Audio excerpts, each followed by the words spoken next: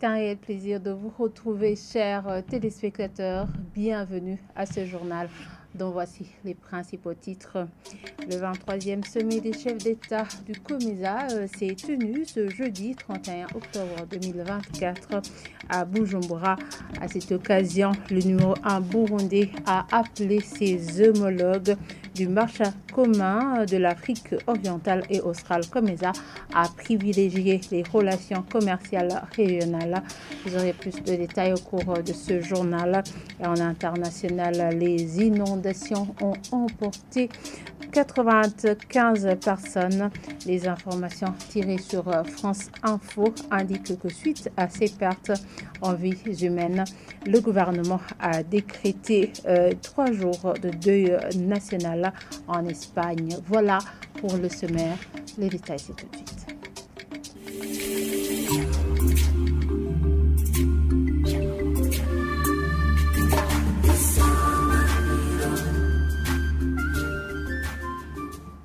Encore une fois, bienvenue, chers téléspectateurs. Le chef de l'État burundais invite ses homologues du marché commun de l'Afrique orientale et australe, COMESA, à privilégier les relations commerciales régionales. Évariste Ndayishimiye a lancé cet appel lors du 23e sommet COMESA qui s'est tenu au palais présidentiel de Kilili ce jeudi. Dans son discours de circonstance, il a expliqué qu'ils doivent booster leur production pour que cette communauté ne soit pas phagocytée par les économies plus puissantes. Et continuons ce journal par la page Société. Les hommes ne sont pas suffisants, plutôt ne sont pas suffisamment inclus dans les activités de lutte contre les violences basées sur le genre. Propos de la représentante légale du collectif des associations et ONG féminines du Burundi. C'était au cours du forum national organisé dans le cadre du projet Transformation des normes sociales discriminatoires. Twilinde Ikumirana Agathe Sengiumva estime que l'inclusion des hommes dans la transformation des normes discriminatoires de la femme réduirait sensiblement les violences basées sur le genre. Suivez-la. Nous avons parlé de l'inclusion des hommes dans la transformation des normes et de cette culture à caractère discriminatoire. Les normes discriminatoires, même aujourd'hui, elles existent. Elles persistent en dépit de la volonté et des actions déjà menées par les différentes associations des femmes. Mais ces associations, justement, nous avons déjà constaté que les hommes n'ont pas été suffisamment inclus dans la recherche de la solution pour éradiquer ces normes discriminatoires qui constituent la base et la cause profonde des différentes violences basées sur le genre. Ce que nous demandons aux différentes structures, commençons par le noyau de la société qui est la famille. Nous demandons aux hommes justement de prendre les devants pour s'engager à adopter cette nouvelle stratégie de masculinité positive, c'est-à-dire trier entre les normes qui ont gouverné la société burundaise, trier les normes positives qui sont favorables à la promotion de la jeune fille, à la promotion des droits des femmes, et éradiquer ou écarter dans leur pratique les normes discriminatoires. Et nous sommes sûrs qu'avec la volonté des hommes, avec leur sensibilisation, cela est possible. Nous demandons aux différentes structures, à commencer par l'administration à la base et l'administration à tous les échelons, de s'y mettre pour sensibiliser justement toutes les couches de la population et surtout les hommes. Les femmes rurales apprécient les activités déjà organisées par le gouvernement, notamment les soins gratuits pour les femmes en couche. En outre, ces femmes demandent à l'État d'implanter d'implanter des antennes dans tout le pays de la Banque des femmes et de leur donner des semences ainsi que des graines afin de bien mener les activités agricoles. Léonard Ndikiminwe, qui a représenté le représentant résident de l'ONU Femmes, a dit que l'ONU Femmes continue d'appuyer les activités des femmes rurales. C'était ce jeudi lors de la célébration de la Journée internationale de la femme rurale, célébrée sur le thème Femmes rurales, soutient la nature pour notre avenir collectif. Le point avec Jean-Marie Mayonga. La célébration de cette journée de la femme rurale a vu la participation de différentes personnes et les femmes cultivatrices venues dans différentes provinces du pays avec les produits agricoles à présenter. Une de ces femmes rurales explique que le thème choisi leur convient car sans la protection de l'environnement, il n'y a pas de paix ni de bonne santé. Nous affirmons que la femme rurale soutient la nature parce qu'au départ, nous avons vu que la protection de l'environnement va de pair avec les activités des femmes cultivatrices. Alors, sans la protection de l'environnement, il n'y a pas de bonne santé ni de paix. Meridiem Nijimbere, qui a représenté ces femmes rurales, a signalé qu'elles sont satisfaites des activités déjà réalisées par le gouvernement à leur intention, mais demandent que d'autres activités qui ne sont pas encore réalisées, comme l'implantation de la Banque des femmes dans toutes les provinces du pays, soient mises en exécution.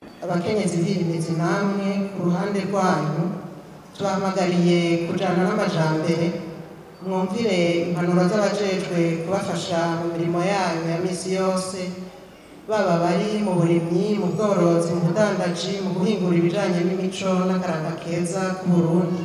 Vous, les femmes rurales de votre côté, vous êtes invitées à marcher avec le développement et suivre les conseils de ceux qui vous aident dans vos activités quotidiennes, que ce soit dans l'agriculture, le commerce ou l'élevage, et dans le respect de la culture, pour que votre visibilité suit le slogan du Burundi émergent 2040 et développé en 2060, comme l'a annoncé le chef de l'État. Vous devez mener des échanges commerciaux en élargissant la coopération avec les associations des autres provinces et multiplier les marchés et préparer de bons projets de développement qui peuvent être soutenus par ces banques des agriculteurs et celles des femmes.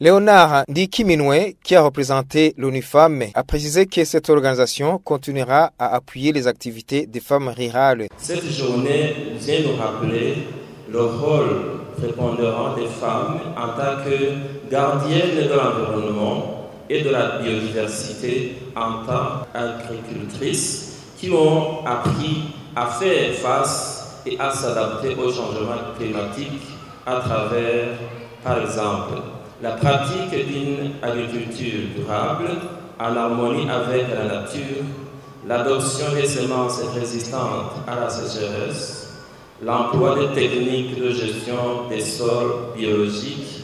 La journée internationale de la femme rurale, célébrée le 15 octobre de chaque année, a été célébrée ce jeudi le 31 octobre de cette année sous le thème « La femme rurale soutient la nature pour notre avenir collectif ». Et en international, plus de 90 personnes ont perdu la vie suite aux inondations qui se passent dans la région de Valence, en Espagne. Les informations tirées sur France Info indiquent que la recherche des survivants inscrits et des disparus continue. Images et commentaires. Dans cette zone au sud de l'Espagne, des inondations à perte de vue.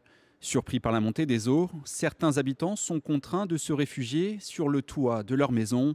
Péniblement, les secouristes tentent de les atteindre pour les évacuer par bateau ou encore par hélicoptère, comme cette femme sauvée in extremis où cet homme, miraculeusement indemne, malgré l'ampleur des dégâts, ici, dans la région de Valence. Impuissance, tristesse, colère, désolation. C'est vraiment très difficile. J'ai été sortie de ma voiture par la Guardia Civile. On essayait de rentrer chez nous. C'était horrible. D'autres n'ont pas eu cette chance. Les crues soudaines ont emporté des dizaines de véhicules. Plusieurs automobilistes sont portés disparus. Les secouristes tentent de retrouver leur corps dans cet amas de boue. Même scène de chaos dans ce village au sud-est du pays. La garde civile recherche des survivants dans les décombres des maisons détruites. Nous avons peur. Les gens ont fait ce qu'ils pouvaient. Les services de sécurité ont également été très occupés et ils n'ont pas pu atteindre tous les lieux touchés. J'ai beaucoup d'amis qui ont tout perdu. Ils ont perdu leur maison, leur voiture. Mon usine où je travaille a été détruite. C'est difficile parce qu'on ne sait pas ce qui va se passer maintenant. Personne n'est épargné. Dans cette maison de retraite, les pensionnaires ont été surpris, eux aussi, par la montée des eaux. Valence avait pourtant été placée en alerte rouge, mais l'ampleur des dévastations est historique. Hier, notre pays a été frappé par la pire dépression depuis un siècle. On va mettre en œuvre tous les moyens nécessaires aujourd'hui et pour le temps qu'il faudra pour gérer cette tragédie.